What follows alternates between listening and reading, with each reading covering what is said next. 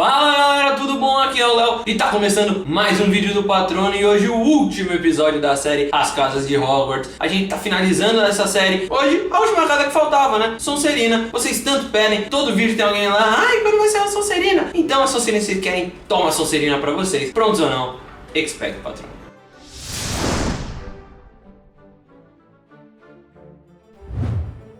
A casa foi fundada por Salazar Slytherin, um bruxo de sangue puro, muito bom na habilidade da Legilimência. Pra quem não sabe, Legilimência é a capacidade de implantar ou extrair memórias e sentimentos na cabeça de alguém entrando nela. É o que o Voldemort faz com o Harry e o que o Snape faz no 5º ano quando eles estão tendo aula de Oclumência. E uma curiosidade sobre a Legilimência é que os fundadores enfeitiçaram um chapéu seletor para ter essa habilidade. Por isso que o chapéu seletor ele consegue entrar na cabeça dos alunos e ver para qual casa que eles se encaixam mais. Ele ficou conhecido como Astuto Slytherin dos Pântanos. Caramba, que mania, né, que o pessoal tinha de chamar o pessoal pro meio ambiente. É Cherneca, Ravina, planície, pântano. Porra, Greenpeace ia ficar orgulhoso, né? E o chapéu seletor descreveu Salazar como ambicioso e poderoso Slytherin. Mas provavelmente para nós a habilidade mais famosa do Slytherin é ele ser um ofidioglota. E sim, o Slytherin falava a língua das cobras e muitos acreditam que é por causa da família dele ser exatamente, como a gente disse, dos pântanos. E os pântanos é um ambiente que tem muitas cobras, tal, então acreditam que pode ser por isso que ele sabia falar a língua das cobras. Hoje em dia os ofidioglotas são vistos com muito preconceito no mundo mágico. Muito porque acredita-se que qualquer pessoa que fala a língua das cobras é um descendente de Slytherin, com exceção, é claro, do Harry, que recebeu essa habilidade quando Voldemort deixou um pedaço da alma dele dentro do Harry quando tentou matar ele pela primeira vez. A própria J.K. Rowling já disse que quando a Horcrux dentro do Harry foi destruída, ele desaprendeu a falar a língua das cobras. Então, hoje em dia o Harry não é mais um ofidioglota, não dá mais pra abrir câmara secreta, né, Harry?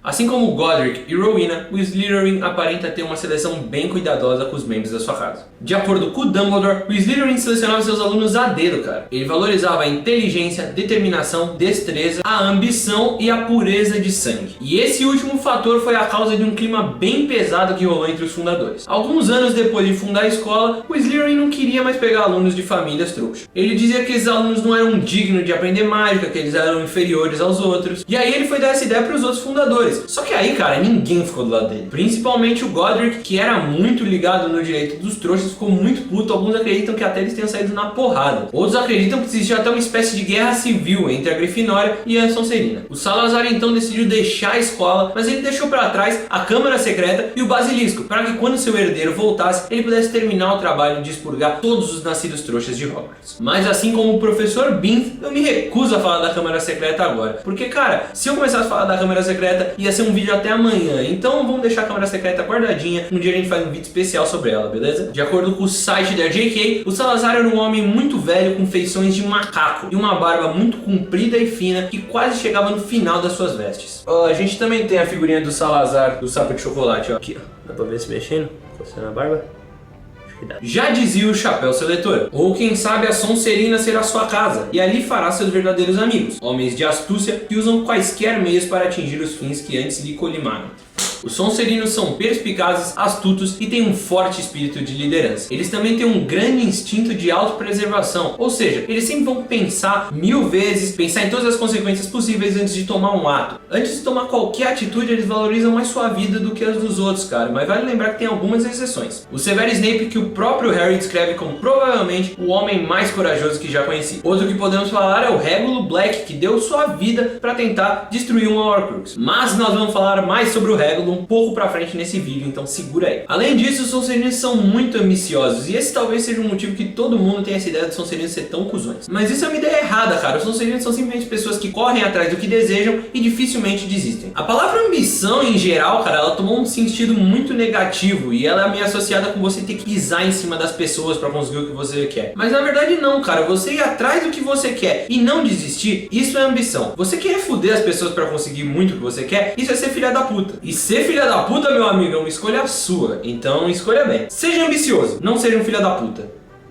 As cores da Sonserina são verde e prata e seu mascote é a cobra. O diretor da casa é o professor de poções, que futuramente seria professor de defesa contra as artes das trevas e diretor Severus Snape. E a pedra da ampulheta da taça das casas é uma esmeralda verde. O elemento correspondente da Sonserina é a água, já que nas mitologias europeias as cobras são muito relacionadas com mares e lagos. E agora vai vir a parte mais mamilos do vídeo, cara. Primeiro, a ideia de pureza de sangue nos Sonserinos é sempre uma questão muito polêmica. Apesar do chapéu seletor dizer que sim, a pureza de sangue é um fator de escolha para Sonserina, a gente tem um exemplo de uma família sangue puro que tem a tradição de ser todos da Grifinória, que você nem encosta o chapéu na cabeça, que são os Weasley. E também, provavelmente, os dois bruxos mais famosos que a gente conhece da Sonserina são mestiços, que é o Snape e o Voldemort. Então, acho que, se for, não tá muito bem explicado isso aí, né, querido? Polêmica número 2. É tido como se todo bruxo das trevas fosse da Sonserina. O próprio Hagrid fala isso. Claro que hoje em dia a gente já sabe que isso não é verdade, porque o Rabicho, por exemplo, era da Grifinória e o Quirrell era da Corvinal. Além disso, a gente pode explicar o fato da maioria dos Comensais da Morte serem da Sonserina, com que o Voldemort era da Sonserina. Então, provavelmente, era muito mais fácil para ele convencer essas pessoas, levar um papo com eles e trazer pro lado deles, porque ele entendia eles mais, sabe? Imagina que é tipo você tentando explicar pra sua tia ou pra sua avó como ela mexe no celular ou o que é um Facebook. É tipo a mesma coisa, é muito mais fácil você explicar pra uma pessoa da sua idade. Mas é muito importante lembrar que tiveram muitos bruxos da Sonserina que se opuseram às artes das trevas e aos preconceitos relacionados a sangue puro ou não. Por exemplo, a gente tem o professor mais fofo de Hogwarts, que é o Horácio Slughorn, que era apaixonado pela Lilian e ela era uma nascida trouxa, era a melhor aluna dele, ele adora, tem foto dela lá nos retratos dele, e ela era uma nascida trouxa, então zero preconceito pro Horácio. Assim como ele também gostava muito da Hermione, eu aposto que o quadro dela deve estar lá hoje em dia. Além disso, a gente tem a Andrômeda Tonks, que era a mãe da ninfadora. Ela era irmã da Bellatrix e da Narcisa, e mesmo sendo da família preconceituosa dos Black, ela se casou com um nascido trouxa, que é o Ted Tonks, o pai da ninfadora. O Salão Comunal da Sonserina é mais conhecido como Masmorra da Sonserina. Ele fica localizado nas masmorras de Hogwarts e a entrada é através de uma parede de pedra. O aluno tem que falar uma senha para entrar e se a senha estiver correta, uma passagem se abre e um corredor leva até o Salão Comunal. Como o próprio nome diz, o Salão Comunal é uma masmorra, então ele parece com uma masmorra. Haha! Ele é decorado com cadeiras e sofás verdes e algumas lâmpadas esverdeadas. Uma parte da masmorra fica embaixo do lago, o que dá à luz um tom um pouco mais esverdeado também. Os armários são todos em madeira escura e a decoração também conta com crânios e esqueletos largados por ali. Olha que amigável.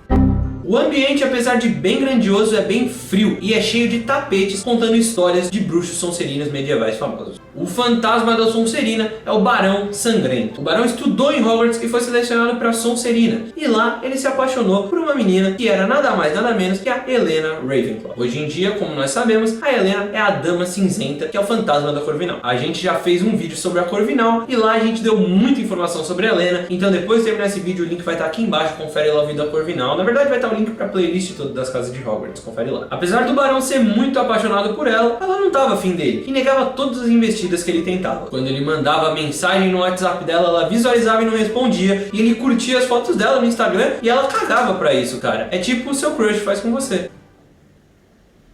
O Barão é descrito pela Helena como um homem de temperamento quente. Ele insistia com as coisas serem exatamente do jeito dele e quando era contrariado, respondia com extrema violência. Mas a vida foi passando e o que não passou foi o amor do Barão pela Helena. Mesmo adulto, ele continuava muito apaixonado com ela. E quando a Helena roubou o diadema da mãe dela e a mãe dela acabou ficando muito doente, a mãe dela foi pedir pra quem correr atrás da Helena? Obviamente o Barão, que faria tudo por ela. Então a Rowena pediu: Barão, traz minha filha de volta. O Barão foi seguindo ela, procurando onde ela estava, até que encontrou ela numa floresta na Albânia. Depois de achar ela, ele tentou conversar com ela, tipo, mano, volta comigo e tal. E ela, não, será que é isso, escroto? E aí, ele ficou muito puto, teve um acesso de fúria e esfaqueou a Helena. Esfaqueou! Quando ele viu a merda que ele tinha feito, o remorso bateu. E aí, pra tentar se redimir, ele pegou a mesma faca que ele tinha matado a Helena e se matou. Como fantasma, ele retornou a Hogwarts e se tornou o fantasma da sua ex-casa. O Barão tem suas vestes cobertas com sangue prateado e aparentemente ninguém, além da Helena, claro, sabe por que as vestes dele estão sujas desse jeito. O Barão até hoje tenta se redimir com o que ele fez com a Helena e em forma de penitência ele fica carregando correntes nos braços. O Barão também é o fantasma mais assustador de Hogwarts. Ele coloca medo nos fantasmas, nos alunos e principalmente no Pirraça, cara. Na verdade, o Barão é a única pessoa que o Poltergeist realmente respeita. O Barão também é conhecido por ser muito orgulhoso quando a questão são as conquistas da sua casa. Antes da chegada do Harry em 1991, a Sonserina estava há muitos anos seguidos ganhando a Taça das Casas. E de acordo com o Sir Nicholas, o Barão estava insuportável porque ele ficava se gabando disso o tempo todo. Na verdade, o Nick é o que o Barão tem mais próximo de um amigo. A gente acredita que, na verdade, eles até têm uma relação até que boa, cara. Outra coisa que o Nick conta pra gente sobre o Barão é que o passatempo preferido dele é ficar gemendo na torre de astronomia. O Barão é quase uma murta que geme da torre, só que não conta que eu disse isso pra ele, tá? Senão ele vai me assombrar. Agora a gente vai falar do medalhão do Salazar Slytherin e, cara, esse provavelmente é o item com mais história de todos os itens das casas que a gente falou até agora, hein? Então, amigo, senta que lá vem a história.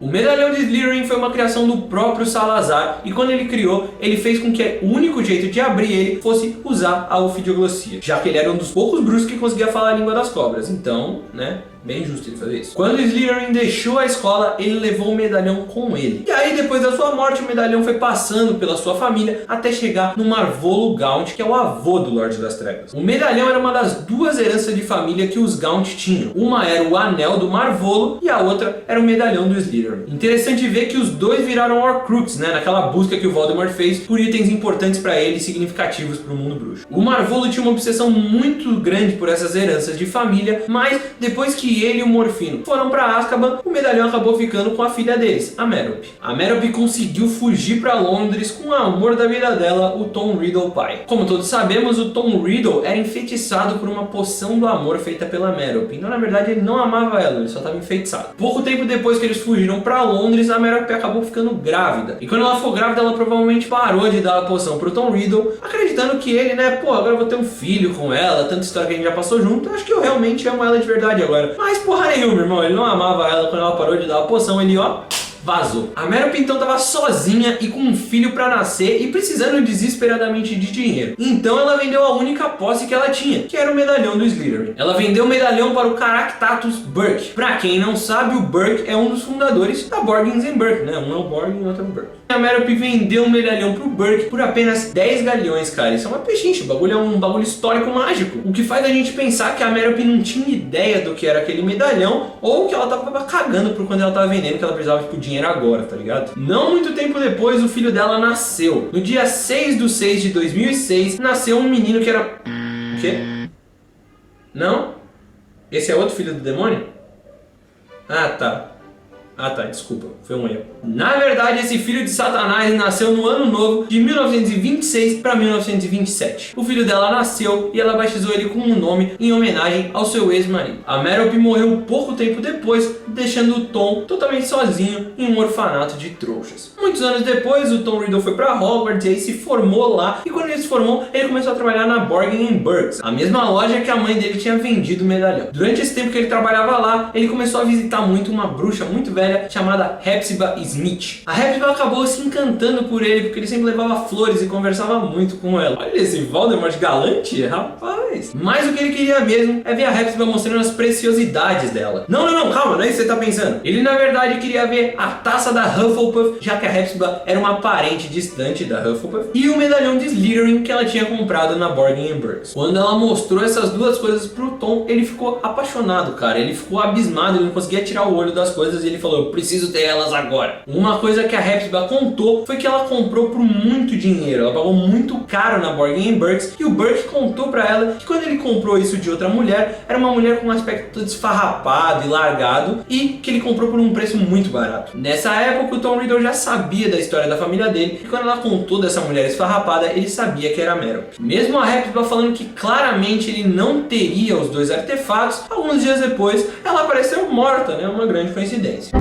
Realmente, cara, o Voldemort sabe trabalhar muito bem com as pessoas. Tô pensando até em indicar ele pro RH de alguma empresa. Mesmo sendo pouco discreto, o Voldemort de burro não tem nada. E ele já tratou de lançar uma memória falsa na elfa doméstica da Hepzibah, uma velha elfa doméstica chamada Hook. O Voldemort colocou uma memória nela que ela teria trocado os frascos da bebida matinal da Hepzibah e sem querer colocou veneno. Como a coleção de relíquias da Hepzibah era muito grande, a família dela demorou um tempo para perceber que a taça e o medalhão estavam faltando. Mas quando eles perceberam, já era tarde, o Voldemort tinha pedido demissão da Borgin & Burkes e tinha fugido aí pelo mundo. Com o medalhão, o Lorde das Trevas fez a sua terceira Horcrux e a morte que ele usou foi de um mendigo qualquer. Muitos anos depois, aí já sendo conhecido como Lord Voldemort, ele escondeu o medalhão em uma caverna que ele tinha visitado com duas crianças quando ele ainda era do orfanato. Uma coisa legal de se falar é que essas duas crianças que foram com eles contam hoje em dia que no dia que eles foram pra caverna, o Tom Riddle fez uma coisa horripilante, cara, uma coisa que deixou eles totalmente sem fala e que até hoje eles não contam o que foi. Fica aí no ar, galera, o que o Tom Riddlezinho fez? Comenta aí embaixo o que vocês acham. Além das barreiras naturais da caverna, o Voldemort encheu de várias proteções mágicas para ninguém chegar perto do seu medalhão. A primeira delas, não era possível nenhum bruxo aparatar para dentro da caverna e nem de dentro da caverna aparatar para fora dela. Segundo, tinha uma passagem de pedra que só se abriria se você fizesse um pagamento de sangue. Além disso tudo, tinha o lago infestado de inférios e no meio do lago tinha uma ilha com um altar. Nesse altar tinha um líquido que a pessoa que quisesse pegar o medalhão tinha que beber inteiro. O problema é que esse líquido era uma poção que causava muita dor e fazia a pessoa que bebia enfrentar os seus maiores medos. Durante a década de 70, o Voldemort quis testar todas essas medidas e pediu a algum de seus comensais que desse para ele um elfo doméstico. Os comensais não sabiam para que eram, mas muitos se candidataram e o elfo escolhido foi o monstro, o elfo da família Black. O comensal que ofereceu ela foi o régulo Arturo Black. Então, na verdade, como o Voldemort queria testar todas essas defesas, ele levou o monstro para morrer e não cortou isso pro régulo. Depois de ter testado tudo, ele deixou o monstro lá, cara, queria que o monstro mais se fudesse. Mas como o régulo tinha falado pro monstro obedecer tudo que o Voldemort falasse e depois voltar para casa, o monstro conseguiu voltar. A verdade é que o poder mágico dos elfos é muito grande, então ele conseguiu aparatar de dentro para fora da caverna. Quando ele chegou no Largo Grimmauld, ele contou pro régulo tudo o que tinha acontecido e o régulo ficou muito puto, que fez ele se virar contra o Voldemort. O tempo se passou, o régulo continuou lá como comensal, só escutando e observando. O Voldemort estava se gabando muito dele ser imortal, de ninguém conseguir matar ele e tal, então ele deduziu que o que poderia estar guardado lá na caverna, que era tão importante para ser testado, era uma Horcrux. Régulo então pediu pro monstro levar ele de novo para aquela caverna, e lá ele começou a beber a poção. Quando o régulo terminou de beber toda a poção, ele pediu pro monstro trocar os medalhões, colocar um medalhão falso e pegar um medalhão verdadeiro. Ele também falou pro monstro ir embora sem ele e tentar de todas as maneiras destruir o medalhão. E como os elfos respeitam tudo que seus mestres falam, ele foi embora e deixou o régulo lá, sendo puxado pro fundo do lago pelos monstros. Nos anos que se seguiram, o monstro tentou de todas as maneiras destruir o medalhão, mas ele não conseguiu. A única coisa que ele conseguiu descobrir foi que para você destruir o medalhão teria que abrir ele, mas ele não sabia como abrir nem como destruir. Anos mais tarde, já depois da morte dos Sirius, o membro da Ordem da Fênix e ladrão Mundungo Fletcher entrou lá e pegou todas as preciosidades da casa dos Black, inclusive o medalhão. Enquanto ele tentava vender todos esses produtos roubados, ele deu de cara com a Dolores Umbridge, aquele amor de pessoa. Só que quando a Dolores viu o medalhão, ela disse: ó, você, eu não vou te denunciar, não vai acontecer nada com você, mas você me dá esse medalhão. Ele falou: não, beleza, suave, tranquilo, não quero ir preso. Em junho de 97, o Harry e o Dumbledore vão para aquela caverna onde estava o medalhão e entram lá e acontece toda aquela sequência do Dumbledore bebendo a poção, tal, e não sei o que, o Harry ajudando ele e o Dumbledore no final sendo fodão, pegando toda a magia lá e jogando todo mundo fora. Aquela cena é foda. Mas depois disso a gente sabe o que acontece. O Dumbledore é morto na torre de astronomia e aí o Harry descobre que o medalhão na verdade é falso e que um tal de RAB teria tentado destruir ele, que provavelmente naqueles momentos já estaria destruído. No ano seguinte, quando o Harry estava escondido lá no Largo Grimmauld, ele descobre que na verdade o RAB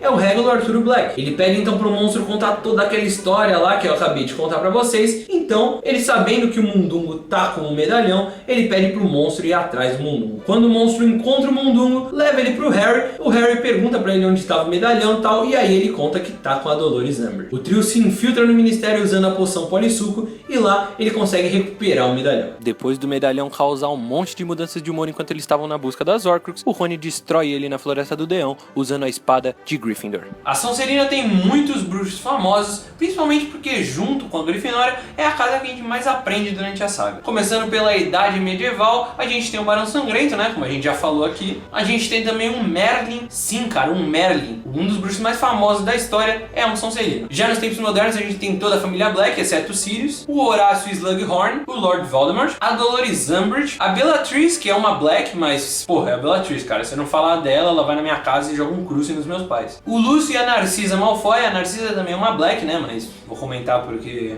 ela também é uma Malfoy. O nosso príncipe mestiço Severo Snape, o Régulo Arturo Black, né, como a gente também já disse, que é irmão do Sirius. E na época do Harry, os Sonserinos mais famosos que a gente tem, com certeza são o Draco, o Crabbe e o Goyle. Bom, é isso aí, galera, tá terminando mais um vídeo da série As Casas de Hogwarts, o último vídeo da série As Casas de Hogwarts. A gente quer agradecer de verdade a todos vocês por todos os likes, todos os comentários. A gente tá vendo que vocês estão gostando demais e isso dá mais vontade pra gente continuar fazendo o trabalho aqui. Então, se vocês gostaram, não esquece de apertar o like aqui embaixo, adicionar o vídeo aos favoritos, também se inscreve no canal, muito importante que vocês se inscrevam. E a gente também queria que vocês dessem sugestões de próximos vídeos pra gente, de temas pra sessão reservada, top 7 e de quadros novos que vocês tenham vontade de ver aqui também. Não se esquece de acessar o patronite.com, nosso portal de notícias, o link vai estar aqui embaixo na descrição. Aqui na descrição também vai estar o link pra playlist de todos os vídeos dessa série das Casas de Hogwarts, confere lá. Aqui embaixo também vai estar o link pra promoção pra você ganhar um Funko e um livro de Harry Potter. Participa lá, dá uma lida que já tá terminando o tempo pra você participar. Mas por enquanto é isso aí, galera. Muito obrigado, tchau e Nox.